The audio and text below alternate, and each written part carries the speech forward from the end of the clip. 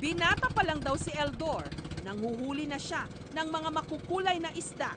Maganda. Talagang kasabihan binabiyahe nila yun pagka nahuli namin.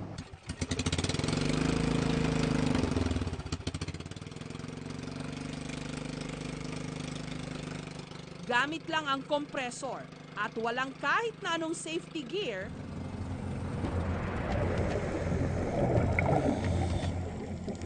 nakikipagsapalaran si Eldor para siya'y makahuli. Sa lalim na umaabot ng 40 feet, naglatag siya ng lambat.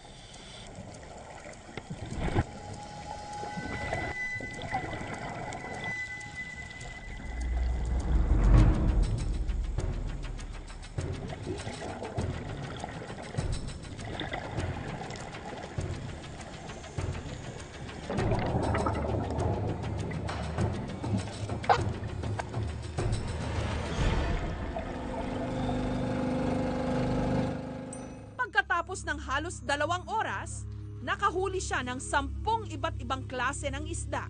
Merong Moorish idol fish. Pero ang nakagugulat dito, ang mga huli ni Eldor na ibenta lang niya ng 10 hanggang 20 pesos kada isa. Wala kasi nung panahon namin, nung nanguhuli, wala kaming pagkukunan kundi doon lang. Yung kasabihan, kahit medyo mahirap, kapit na rin sa patalim, ganun. Karamihan daw sa mga ito, diretso sa Maynila.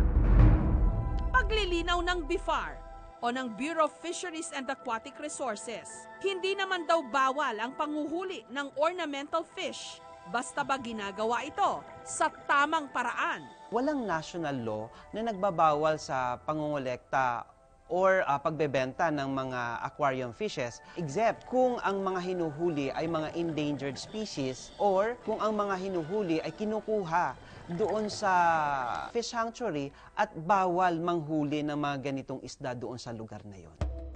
Pero para sa environmentalist na si Greg Yan, sana raw maging responsable ang mga nag-aalaga ng ornamental fish.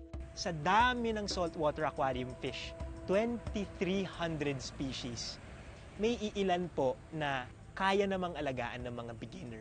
Yung karamihan po, hindi. Sapagkat ang saltwater fish, nakatira yan sa pinaka-stable environment sa buong planeta, ang dagat. Para mag-iba po yung conditions doon, hundreds of years, thousands of years. Pero sa isang aquarium, mag-on ka lang ng aircon mo, o maging mainit lang yung araw, mag-iiba yung conditions sa tubig nila, masistress sila, minsan magkakasakit, most often mamamatay. Maganda nga silang pagmasdan. Nakatutuwa.